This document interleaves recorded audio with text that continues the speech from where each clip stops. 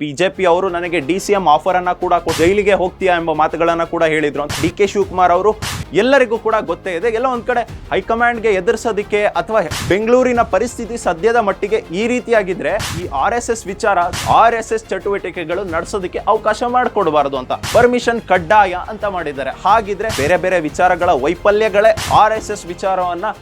ನಮಸ್ಕಾರ, ಅಶ್ವವೇಗ ಸ್ಪೆಷಲ್ಗೆ ಸ್ವಾಗತ. ನಾನು ಓಂ ವಿವೇಕ್ ಆದಿತ್ಯ ಕಾರ್ಲೇಕರ್. ಸದ್ಯ ರಾಜ್ಯದಲ್ಲಿ ನವೆಂಬರ್ ಕ್ರಾಂತಿ ಎಂಬ ಚರ್ಚೆ ದೊಡ್ಡ ಮಟ್ಟದಲ್ಲಿ ನಡೀತಿದೆ. ಜೊತೆಗೆ ಕ್ಯಾಬಿನೆಟ್ ಎಕ್ಸ್ಪಾನ್ಷನ್ ಆಗುತ್ತೆ ಎಂಬ ಮಾತುಗಳು ಕೂಡ ಕೇಳಿ ಬರ್ತಾ ಇದೆ. ಇದರ ಮಧ್ಯದಲ್ಲಿ ಒಂದಿಷ್ಟು ಶಾಸಕರು ಕೂಡ ನಾನು ಕೂಡ ಸಚಿವ ಸ್ಥಾನದ ಆಕಾಂಕ್ಷಿ ಎಂಬ ಮಾತುಗಳು ಕೂಡ ಮಾಡ್ತಿದ್ದಾರೆ. ಇದನ್ನ ಹೊರತುಪಡಿಸಿ DCM DK ಶಿವಕುಮಾರ್ ಅವರ ಒಂದು ಹೇಳಿಕೆ ಕೂಡ ದೊಡ್ಡ ಮಟ್ಟದಲ್ಲಿ ಸದ್ದು ಮಾಡುತ್ತೆ. ಏನಂದ್ರೆ ಬಿಜೆಪಿ ಅವರು ನನಗೆ DCM ಆಫರ್ ಅನ್ನ ಕೂಡ ಕೊಟ್ಟಿದ್ರು ಅಥವಾ ಜೈಲಿಗೆ ಹೋಗ್ತೀಯಾ ಎಂಬ ಮಾತುಗಳನ್ನ ಕೂಡ ಹೇಳಿದ್ರು ಅಂತ.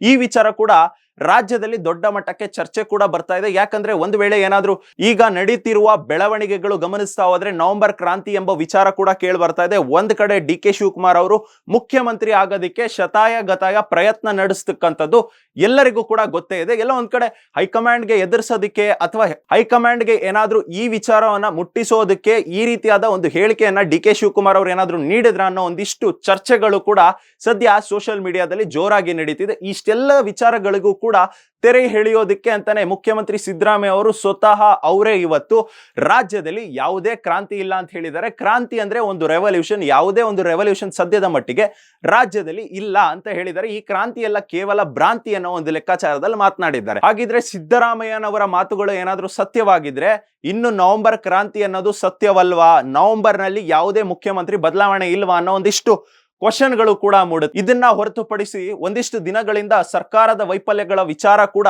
ದೊಡ್ಡ ಮಟ್ಟದಲ್ಲಿ ಚರ್ಚೆ ಆಗ್ತಿತ್ತು.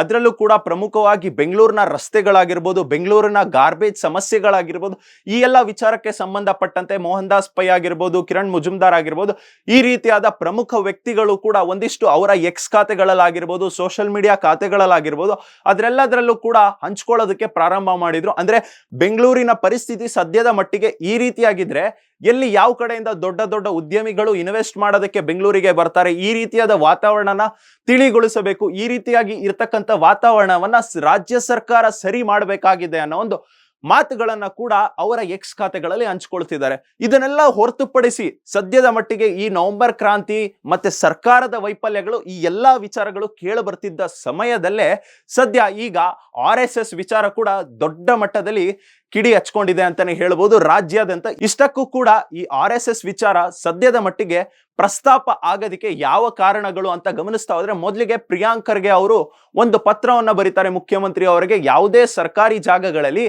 RSS ಚಟುವಟಿಕೆಗಳು ನಡೆಸೋದಕ್ಕೆ ಅವಕಾಶ ಮಾಡಿಕೊಡಬಾರದು ಅಂತ.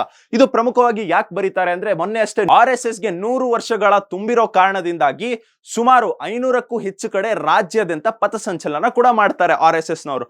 ಇದೆಲ್ಲ ಒಂದ್ ಕಡೆ ಒಂದಿಷ್ಟು ಚರ್ಚೆಗೆ ಕೂಡ ಗ್ರಾಸವಾಗುತ್ತೆ. ಆ ಸಂದರ್ಭದಲ್ಲೇ ಮತ್ತೆ ಪ್ರಿಯಾಂಕ್ ಖರ್ಗೆ ಅವರು ಮುಖ್ಯಮಂತ್ರಿಗೆ ಪತ್ರ ಬರೆಯೋದು, ಈ ವಿಚಾರವನ್ನ ಕ್ಯಾಬಿನೆಟ್ ನಲ್ಲಿ ನಾವು ಚರ್ಚೆ ಮಾಡ್ತೀವಿ ಅಂತ ಕೂಡ ತೆಗೆದುಕೊಳ್ಳೋದು, ಈ ವಿಚಾರವನ್ನ ಅಂತಿಮವಾಗಿ ಕ್ಯಾಬಿನೆಟ್ ನಲ್ಲೂ ಕೂಡ ಈ ವಿಚಾರ ಪ್ರಸ್ತಾಪ ಕೂಡ ಆಗುತ್ತೆ. ಇದಕ್ಕೆ ಒಂದು ತೀರ್ಮಾನವನ್ನು ಕೂಡ ತೆಗೆದುಕೋತಾರೆ. ಆದ್ರೆ ಎಲ್ಲೂ ಕೂಡ RSS ಎಂಬ ಪದ ಕೂಡ ಉಪಯೋಗ ಮಾಡಲ್ಲ. RSS ಒಂದು ಸಂಘ ಸಂಸ್ಥೆಯ ವಿಚಾರ ಕೂಡ ಎಲ್ಲೂ ಉಪಯೋಗ ಮಾಡೋದಿಲ್ಲ ನಿನ್ನೆ ಕ್ಯಾಬಿನೆಟ್ ನಲ್ಲಿ. ಆದ್ರೂ ಕೂಡ ಪರೋಕ್ಷವಾಗಿ ಎಲ್ಲೋ ಒಂದ್ ಕಡೆ ಇದು RSS ವಿಚಾರವಾಗಿ ಮಾಡಿದ್ದಾರೆ, RSS ವಿಚಾರ ಧಾರೆಯನ್ನೇ ನೋಡಿ ಮಾಡಿದ್ದಾರೆ ಅನ್ನೋ ಒಂದು ಮಾತುಗಳು ಕೂಡ ಬಿಜೆಪಿ ಅವರು ಕೂಡ ಪ್ರಸ್ತಾಪ ಮಾಡೋದಕ್ಕೆ ಪ್ರಾರಂಭ ಮಾಡಿದ್ರು. ಅಷ್ಟಕ್ಕೂ ಕೂಡ ನಿನ್ನೆ ಕ್ಯಾಬಿನೆಟ್ ನಲ್ಲಿ ಆಗಿರುವ ತೀರ್ಮಾನ ಏನಂದ್ರೆ ಯಾವುದೇ ಒಂದು ಸಂಘ ಸಂಸ್ಥೆಗಳಾಗಿರ್ಬೋದು, ಯಾವುದೇ ಒಂದು ಬೇರೆ ಬೇರೆ ಧಾರ್ಮಿಕ ಕಾರ್ಯಕ್ರಮಗಳಾಗಿರ್ಬೋದು, ಇವೆಲ್ಲವೂ ಕೂಡ ಸರ್ಕಾರಿ ಜಾಗಗಳಲ್ಲಿ ಮಾಡೋದಕ್ಕೆ ಪರ್ಮಿಷನ್ ಕಡ್ಡಾಯ ಅಂತ ಮಾಡಿದ್ದಾರೆ. ಹಾಗಿದ್ರೆ ಇನ್ನು ಮುಂದೆ ಏನಾದ್ರೂ ಪಥಸಂಚಲನ ಮಾಡೋದಾಗಿರ್ಬೋದು, RSS ಬೇರೆ ಬೇರೆ ಚಟುವಟಿಕೆಗಳಾಗಿರ್ಬೋದು, ಇದೆಲ್ಲ ಮಾಡೋದಕ್ಕೂ ಕೂಡ ಸರ್ಕಾರದಿಂದ ಪರ್ಮಿಷನ್ ತೆಗೆದುಕೋಬೇಕಾ ಅನ್ನೋ ಒಂದಿಷ್ಟು ಪ್ರಶ್ನೆಗಳು ಕೂಡ ಮೂಡ್ತಾ ಇದೆ. ಹಾಗಿದ್ರೆ ಮುಂದಿನ ಇದರ ನಡೆಗಳು ಏನು ಅಂತ ಕೂಡ ಕಾದ್ ನೋಡ್ಬೇಕಾಗಿರುತ್ತೆ. ಯಾಕಂದ್ರೆ ಏನಾದ್ರೂ ಪ್ರತಿ ವಾರ ಕೂಡ RSS ನ ಒಂದಿಷ್ಟು ಶಾಖೆಗಳು ಅಂತ ನಡೆಯುತ್ತೆ ಒಂದಿಷ್ಟು ಭಾಗಗಳಲ್ಲಿ. ಆ ಶಾಖೆಗಳು ಮಾಡಬೇಕಾದ್ರೂ ಕೂಡ ಇವ್ರು ಪರ್ಮಿಷನ್ ತೆಗೆದುಕೋಬೇಕಾ ಅನ್ನೋದೇ ಒಂದಿಷ್ಟು ಕುತೂಹಲ ಮೂಡಿಸ್ತಿದೆ. ಇದು ಕೂಡ ಯಕ್ಷ ಪ್ರಶ್ನೆಗೆ ಗ್ರಾಸವಾಗುತ್ತಿದೆ ಅನ್ನೋ ಮಾತುಗಳು ಕೂಡ ಕೇಳಿ ಬರ್ತಾ ಇದೆ. ಹಾಗಿದ್ರೆ RSS ಅವರು ಮುಂದಿನ ದಿನಗಳಲ್ಲಿ ಯಾವುದೇ ಒಂದು ಸಣ್ಣ ಚಟುವಟಿಕೆಗಳಾಗಿರ್ಬೋದು ಮತ್ತು ಪಥಸಂಚಲನಗಳಾಗಿರ್ಬೋದು, ಈ ರೀತಿಯಾಗಿ ಯಾವುದೇ ಒಂದು ಕಾರ್ಯಕ್ರಮ ಮಾಡದಿದ್ರು ಕೂಡ ಸರ್ಕಾರದಿಂದ ಪರ್ಮಿಷನ್ ತೆಗೆದುಕೊಳ್ತಾರಾ ಎಂಬುದೇ ಕೂಡ ಯಕ್ಷ ಪ್ರಶ್ನೆ ಆಗಿದೆ. ಇದನ್ನೆಲ್ಲ ಒಂದ್ ಕಡೆ ಮಾಡಿ ನೋಡ್ತಾ ಹೋದ್ರೆ ಸದ್ಯ ರಾಜ್ಯದಲ್ಲಿ ಇಷ್ಟೊಂದು ರಾಜ್ಯ ಸರ್ಕಾರದ ವಿರುದ್ಧ ಆಗಿರ್ಬೋದು, ಬೇರೆ ಬೇರೆ ವಿಚಾರಗಳ ವೈಫಲ್ಯಗಳೇ ಚರ್ಚೆ ಆಗುವಂತ ಸಂದರ್ಭದಲ್ಲಿ RSS ವಿಚಾರ ಏಕ್ದಮ್ ಮೇಲಕ್ಕೆ ಬರುತ್ತೆ. ಇದನ್ನೆಲ್ಲವೂ ಕೂಡ ಪ್ಲಾಂಟ್ ಮಾಡಲಾಗಿದೆ ಅನ್ನೋ ಒಂದು ಆರೋಪ ಕೂಡ ಬಿಜೆಪಿ ನಾಯಕರು ಮಾಡ್ತಿದ್ದಾರೆ. ಅಂದ್ರೆ ಈ ಸರ್ಕಾರದ ವೈಫಲ್ಯಗಳು ಮಾತನಾಡುವಂತ ಸಂದರ್ಭದಲ್ಲಿ, ಸರ್ಕಾರಕ್ಕೆ ಕಟ್ಟಿ ಹಾಕುವಂತ ಕೆಲಸಕ್ಕೆ ವಿಪಕ್ಷದವರು ಮುಂದಾಗುವಂತ ಸಂದರ್ಭದಲ್ಲಿ RSS ವಿಚಾರವನ್ನ ಪ್ಲಾಂಟ್ ಮಾಡಲಾಗಿದೆ, ಅಂದ್ರೆ ಪ್ಲಾನ್ಡ್ ಆಗಿ, ಅಂದ್ರೆ ಗೊತ್ತಿದ್ದು ಕೂಡ RSS ವಿಚಾರನ ತಂದಿದ್ದಾರೆ ಪ್ರಿಯಾಂಕ್ ಖರ್ಗೆ ಅವರು. ಇದ್ರಲ್ಲೂ ಕೂಡ ಯಾಕಂದ್ರೆ ಒಂದು ವೇಳೆ ಏನಾದ್ರೂ RSS ವಿಚಾರವನ್ನ ತೆಗೆದುಕೊಂಡ್ರೆ ಮುಂದಿನ ದಿನಗಳಲ್ಲಿ ಅಂದ್ರೆ ಈಗ ಸದ್ಯದಲ್ಲಿ ಇರ್ತಕ್ಕಂಥ ಡೆವಲಪ್ಮೆಂಟ್ ಗಳಲ್ಲಿ ಸರ್ಕಾರದ ವೈಫಲ್ಯಗಳನ್ನ ಬಿಟ್ಟು ವಿಪಕ್ಷದವರು ಕೇವಲ RSS ಗೆ ಡಿಫೆಂಡ್ ಮಾಡ್ಕೊಳ್ಳೋದಕ್ಕೆ ನಿಲ್ತಾರೆ. ಇದೆಲ್ಲವೂ ಕೂಡ ಸರ್ಕಾರದ ಫೇಲ್ಯೂರ್ ಗಳನ್ನ ಮುಚ್ಚ ಹಾಕೋದಿಕ್ಕೆ RSS ವಿಚಾರವನ್ನ ಪ್ಲಾಂಟ್ ಮಾಡಿದೆ ಕಾಂಗ್ರೆಸ್ ಸರ್ಕಾರ ಅನ್ನೋ ಒಂದು ಆರೋಪ ಕೂಡ ವಿಪಕ್ಷದವರು ಮಾಡ್ತಿದ್ದಾರೆ. ಹಾಗಿದ್ರೆ ನಿಜಕ್ಕೂ ಇದು ಏನಾದ್ರೂ ಸರ್ಕಾರದ ವೈಫಲ್ಯಗಳನ್ನ ಮುಚ್ಚಿ ಹಾಕಿಕೊಳ್ಳೋದಕ್ಕೆ RSS ವಿಚಾರವನ್ನ ಪ್ಲಾಂಟ್ ಮಾಡಿದ್ರ? ನಿಮಗೇನ್ ಅನ್ಸುತ್ತೆ? ಈ ವಿಚಾರವಾಗಿ ಕಮೆಂಟ್ ಮಾಡಿ. ಧನ್ಯವಾದಗಳು.